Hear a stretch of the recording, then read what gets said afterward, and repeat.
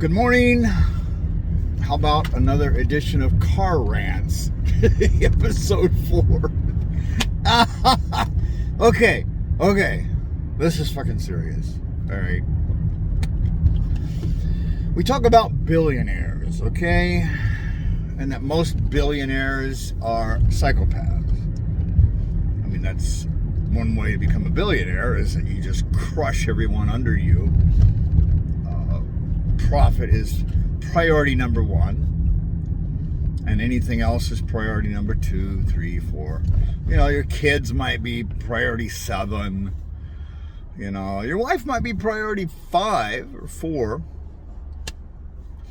But that's the problem, is that psychopaths have no empathy and no remorse. They will lie, they will kill, they will steal, they will cheat to get where they get. A few perfect examples, like for instance, Walmart. Let's take Walmart for instance. Walmart will come into a small town and they'll say to the city council, we would like to build a Walmart here in your town. Isn't that wonderful? And they would look at that and Walmart would say, look how many jobs we're going to provide. 1,000 maybe. I don't know how much a store, maybe a couple hundred, I guess. I don't know. And so what happens is they build the store. They use some construction people in the area.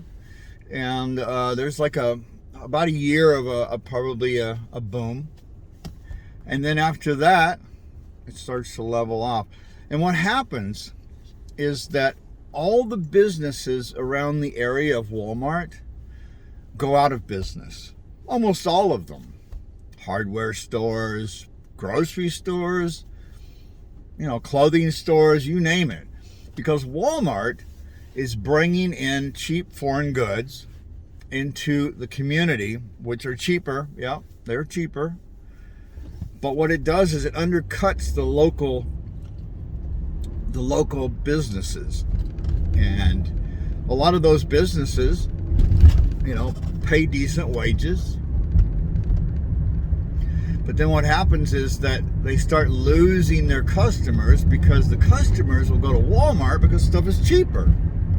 Particularly in an economy like this where everybody's desperate, to feed their family. So that is the unintended consequences of this kind of situation. But most people are not economists. Very few, actually. And most people don't understand economy. They don't understand the economic systems. They don't understand the economy that we're in. They don't understand about unbridled free trade, predatory capitalism. And so when you come in and you say, look, we're going to have great prices and lots of jobs and all of that, the city council, that sounds great, let's do it. Because then they think there's going to be a feather in their cap for approving this eventual nightmare. And so the net results is that the economy is wrecked, essentially.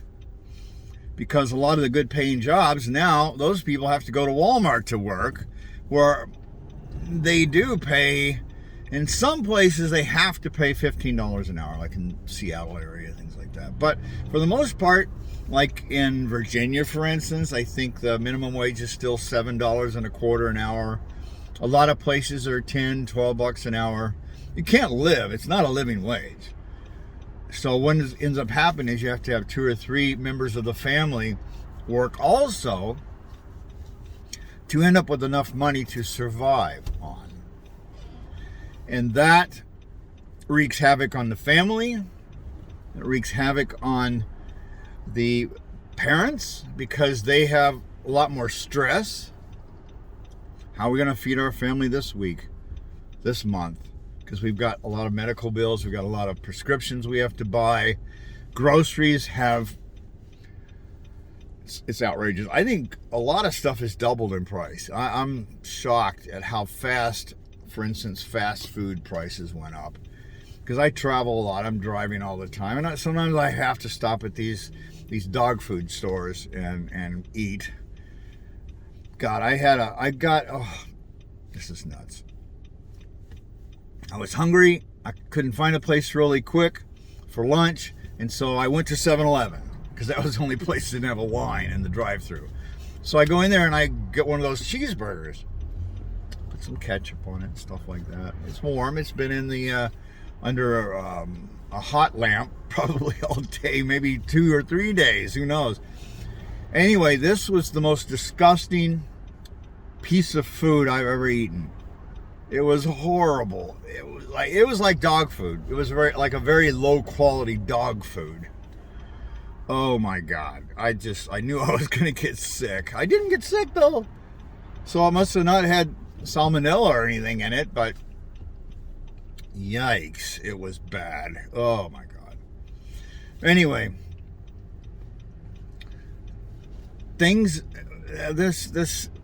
try to go through like a Jack in the Box or a McDonald's or anything, and you're going to pay more than $10. What, 2 years ago, breakfast could be $5-7, maybe 8 or 9.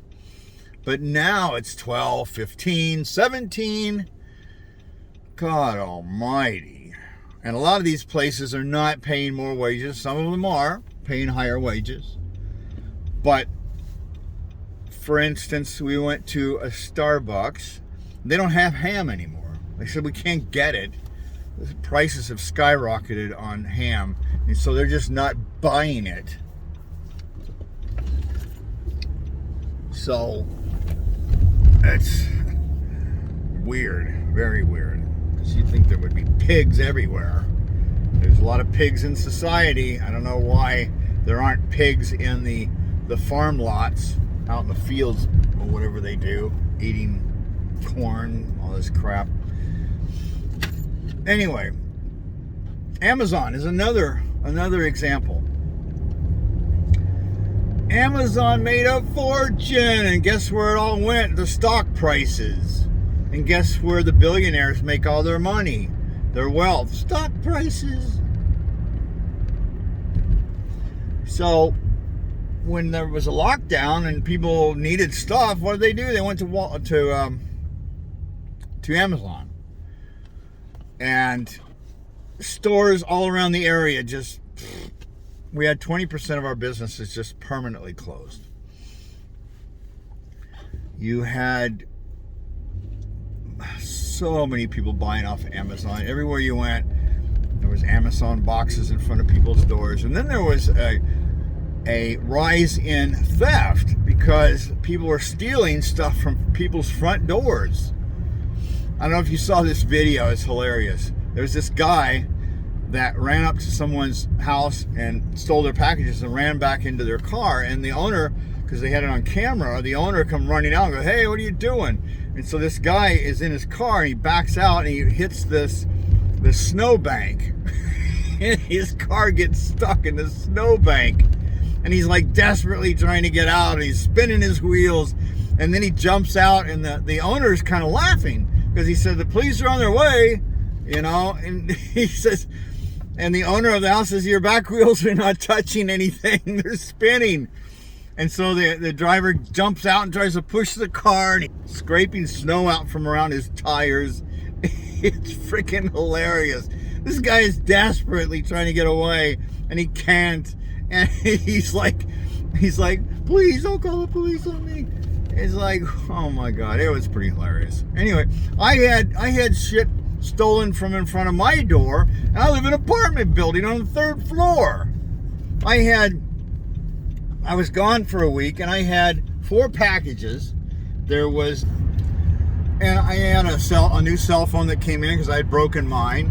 I had a motherboard coming in. What are you doing, you dumbass? God almighty, drivers suck. Don't you love it when you're trying to merge into the highway and you got your turn signal on, and invariably the guy in that lane will speed up to keep you from getting in? God, I love that. always let people in. It's like, if I'm going to lose 5 seconds of my life, I'd slow down, let people come in. But most of these people, you can see their cars speeding up.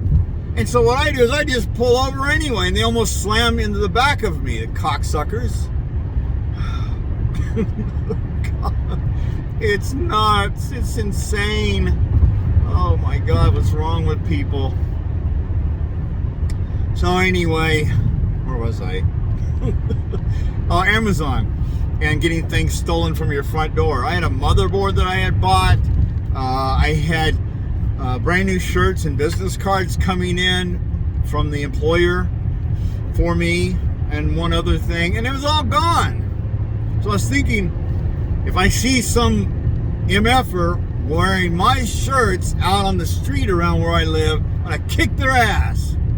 Never did though, but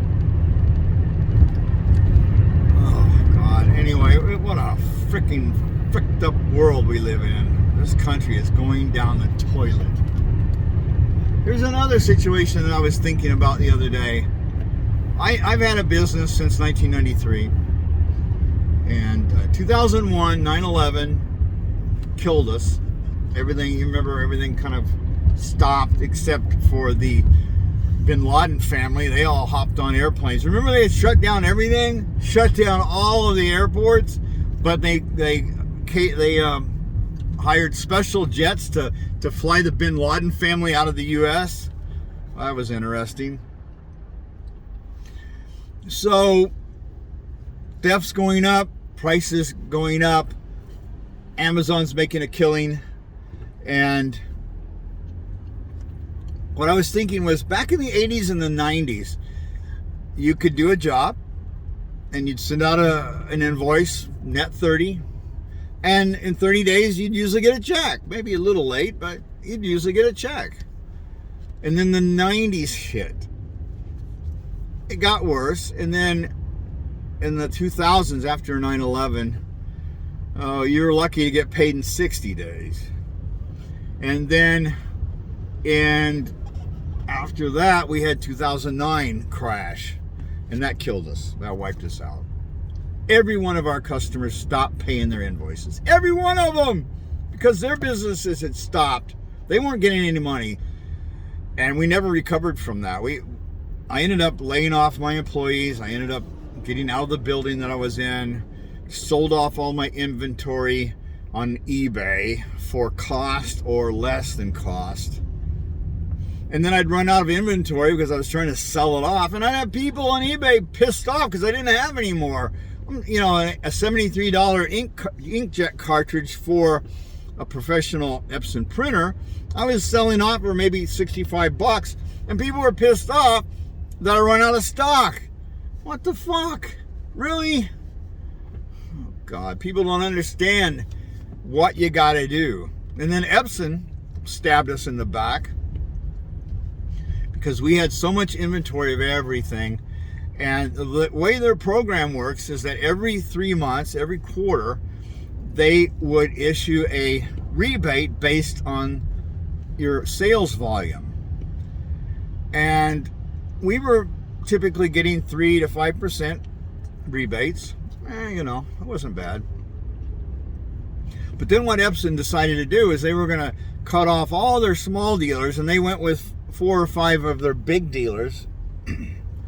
And these big dealers, what they would do is they would sell everything at cost, and then they would make their profits, which could sometimes be 10, 12% every quarter.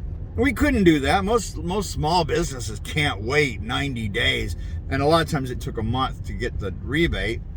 You can't wait that long for your profit. So most small Epson dealers just stopped buying Epsons. Couldn't afford it. So that was real nice. I mean, the economy works in very specific ways. Most people that have never had a business don't understand what it's like. So the situation after 2009 was that I lasted about 3 years after that, and I kept struggling. I kind of did everything on my own, tried to get work. And then by 2015, I was dead. It was over. I worked 2015. But in 2016, I just canceled everything. I just closed the damn thing. And I went to work for a friend of mine, but it was almost like part-time work. And my wages were much less than what I had been making. And, oh God. And it was bad. So I finally ended up having to get a job. You know, there's less stress actually having a job because you let the employer worry about all of it. But they have a whole, you know, accounting department. They have a collections department. They can do a lot of things to, oh shit. Am I on the right road here? Oh my God. I think so. I don't know. Damn it. Okay. Looks like I might be late today. Anyway. It's just stressful and trying to collect money. I'm an electronics engineer. I have a degree in engineering. But what I was doing half the time was just running around trying to collect checks from people. I don't want to do that. That's not what I do. That's not what I want to do. So I just gave up. Screw it. And a lot of businesses that happen.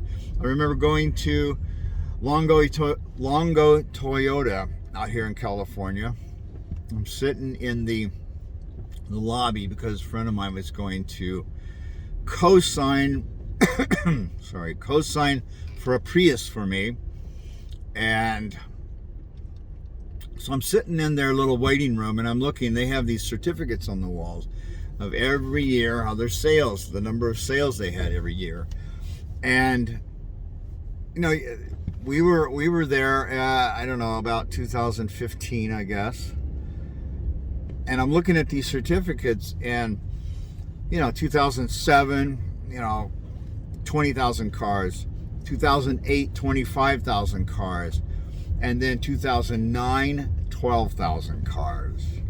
Their sales dropped by half. Isn't that interesting? Because cars have nothing to do with housing prices. So the banks did a number on us. There was a report that was brought out that was written by Angelinas. I don't remember his first name, but he was a local congressman in California. He came up with a report, and they determined that the central banks, the large banks, knew exactly what they were doing. They knew that they were going to crash the economy, and they knew that the government was going to bail them out because they were too big to fail. Interesting. That's fraud on a massive scale. 5.1 million families lost their homes. And what happened? The banks bought them up at a fire sale price. And then they resold them again. Hey, what a frickin' scam. What a frickin' scam. I didn't get one penny of bailout money from the government. Not one penny. And like Jimmy Dore said to me, you should have been a banker. Oh, well, I'm not a banker, dude. Okay? And not a single one of these MFers went to jail. Not one single one. And I think I'm on the wrong highway. God damn it. I think. Oh, man. This sucks. Yep, I think I'm on the wrong damn highway. God damn it. How did I do that? Oh, wait a minute. No, I'm good. It's just the traffic is a freaking nightmare. And it seems like it's much worse today than it was yesterday. And yesterday, oh look, see that guy behind me tried to squeeze me out. Sorry, MFer. I'm getting in anyway. Too bad, right? Okay, here we go. Let's just try to get in again. And where was I? Oh, and not a single banker went to jail. And they committed crimes.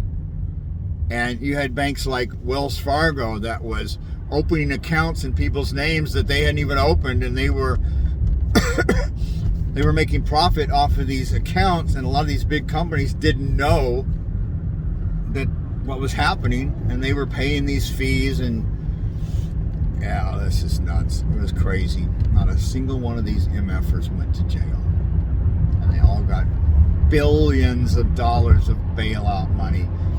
$800 billion, I think, was the first payout. And everybody's saying, well, look, the banks paid the money back. Yeah, they paid the money back with more bailout money, dumbass. Oh, God. And what a scam. And the Congress is like, hey, Obama, what a son of a bitch. Everybody kneels before Obama like he's some kind of saint. Just because he's black, then all of a sudden he's great and wonderful? Give me a freaking break. That's the problem with racism. I thought the same thing. I voted for him because I thought, here's a black guy that would have some compassion, would understand the plight of the poor and his community, because the black population is devastated. I mean, they, at one point, unemployment for young males was 50%, I think. It's outrageous. It's horrible. Horrible. I thought that this guy would have some kind of compassion and would do the right thing. No. Corporatist. Hey, corporatist. That's what he was.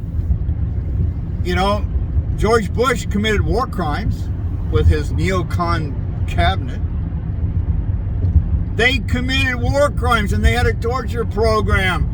And the Obama administration knew it, and they decided, well, we're not going to go to the past, we're going to look to the future. What a bunch of scumbags. So none of these assholes got put in prison, which they should have been, for lying, knowingly lying, to get us into an offensive war against a country that could not defend itself, lying about WMD. When Scott Ritter, the guy that was running the inspection group over there looking for the chemical weapons, which, by the way, were sold to them by Donald Rumsfeld. That's why they knew they had chemical weapons. It's because we had sold it to them in the 80s. But the problem was that these chemical weapons have a shelf life. And so the chemical weapons and the biological weapons aren't any good after a few years. They do that too. But they use that as an excuse to go in. And then I don't remember if you, I remember, I don't know if you did, remember that little speech that George Bush, W. Bush, gave in front of his donor class. And he was making fun of it. He goes, oh, there's no WMD here. And he looked under his podium. Nope, no WMD under here. What a colossal asshole criminal. War criminal.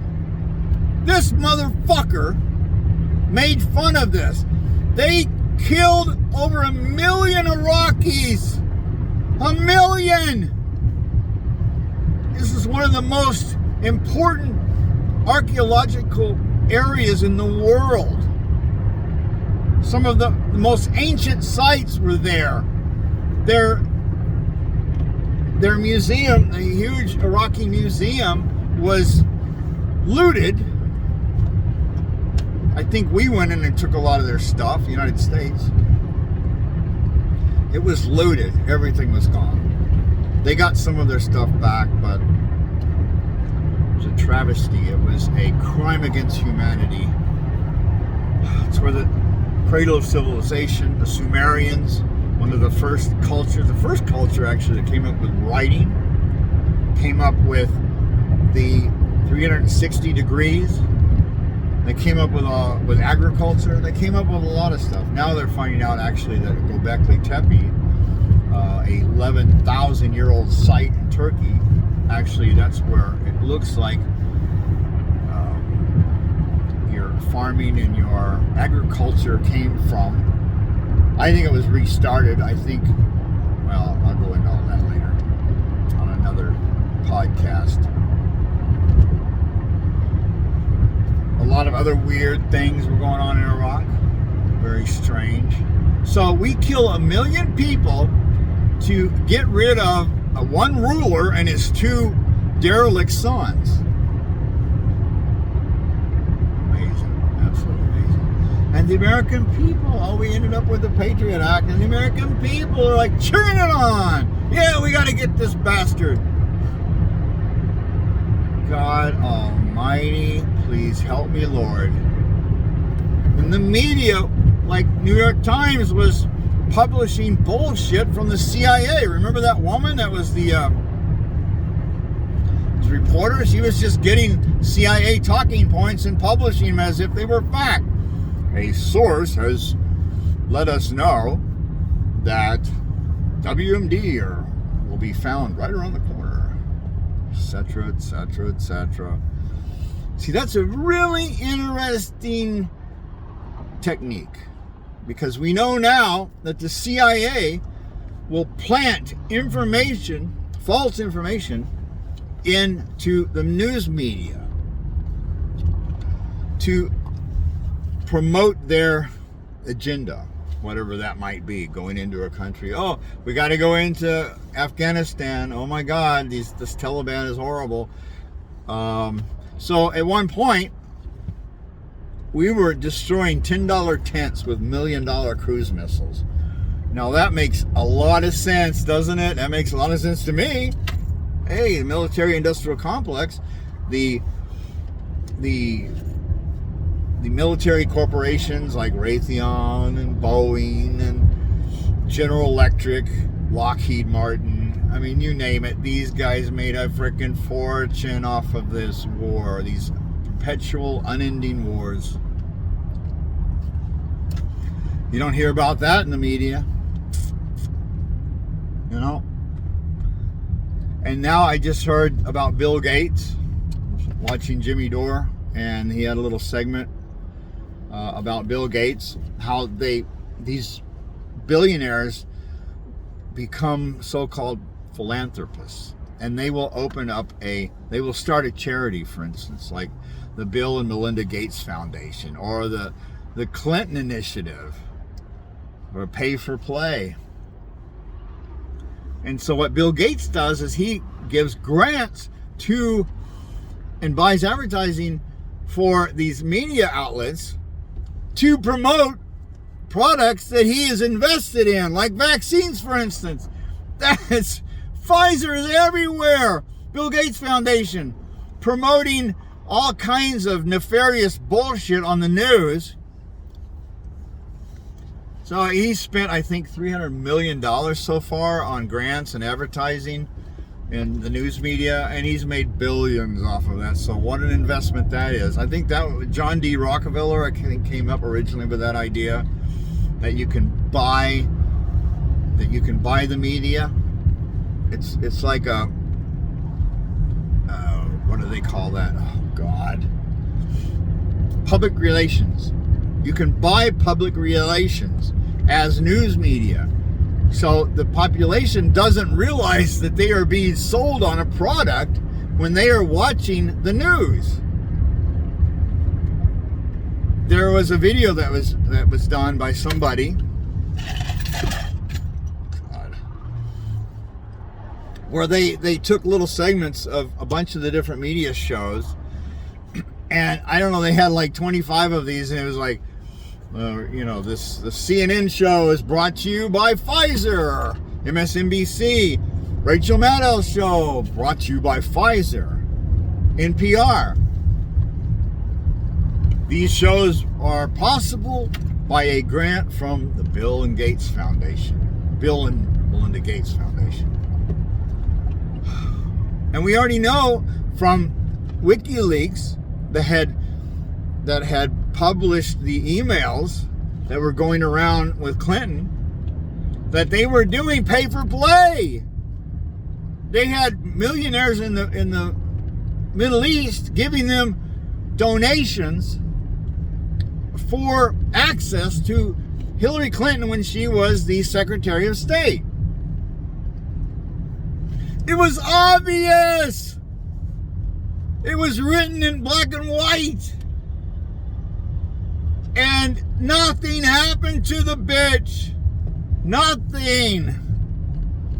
And now this Russiagate thing. We know now that it was all a complete hoax. Brought to you by Hillary Clinton. They sat down and came up with this crazy idea. They paid their attorney to dig up information. They paid for the Steele dossier.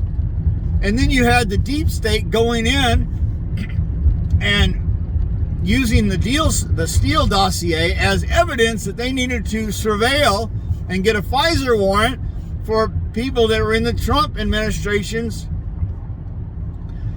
in their campaign, in their election group, the campaign managers that were working on getting Donald Trump elected president.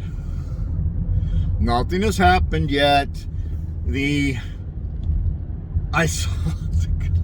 Oh, fuck! I saw there was somebody in the Congress that was trying to push for an investigation on this, and the Democrats were coming up with, oh, this is Russia propaganda, Russian misinformation. What the fuck? And since the Democrats have a slight margin of a majority, it's killed. No investigation. What the fuck? Jesus Christ! The corruption that's going on in our government with the deep state holding hands and in bed together, sleeping together. This is unbelievable! And nothing's getting done about it. Am I the only one? And Jimmy Dore and a few others? Convo Couch? And Rising? Well, it's not Rising anymore. It's Breaking Point, I think, with Sagar and Crystal. There's a lot of other shows. And Max Blumenthal reports on this. Glenn Greenwald. RT. There's groups and journalists that are reporting on this stuff, but the major media doesn't touch it.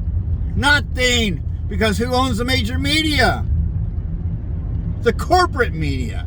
Corporations that are going to profit from the situation. There's only one billionaire that I kind of respect, just a tiny bit. Is Elon Musk. Because he did come up with an electric car. He came up with a company called Tesla. And they've done a lot of research on battery technology.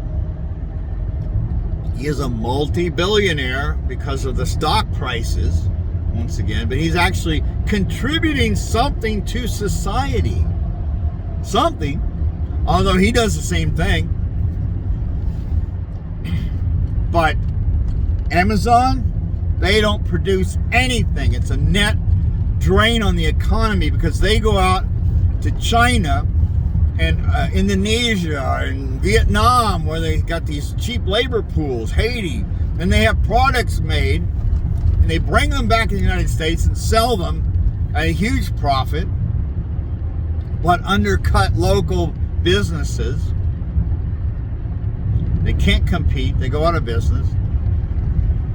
Amazon, Walmart, I mean, you name it. And these companies will actually go into China and negotiate even better wages.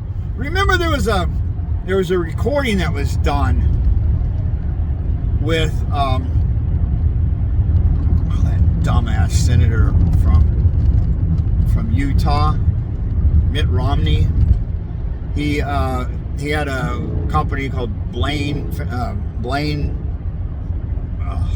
Investments, something, and they were over in China negotiating. In China, the negotiators were saying, look, bring your factory here because we don't have environmentalist laws like you have. We have much cheaper labor. We don't have all the OSHA stuff. We don't have any of this stuff. And Mitt Romney said, and you could hear him, wow, this is a great idea. What a fucking asshole. They don't give a flying fuck about the American population. They don't give a goddamn about closing industry and manufacturing in this country so they can move this shit overseas into Mexico. You know what they're paying general workers in the maquiladoras today? $6 a day. That's NAFTA. There you go. And NAFTA was pushed by the Clintons and Joe Biden. So these motherfuckers are all together in bed, holding hands and kissing and making billions of dollars and getting kickbacks and getting election donations. This cabal of criminals are running this country into the ground. And God damn it, we need to do something about it. Because this is never going to end if we don't do something about it, and we're all going to end up on the street.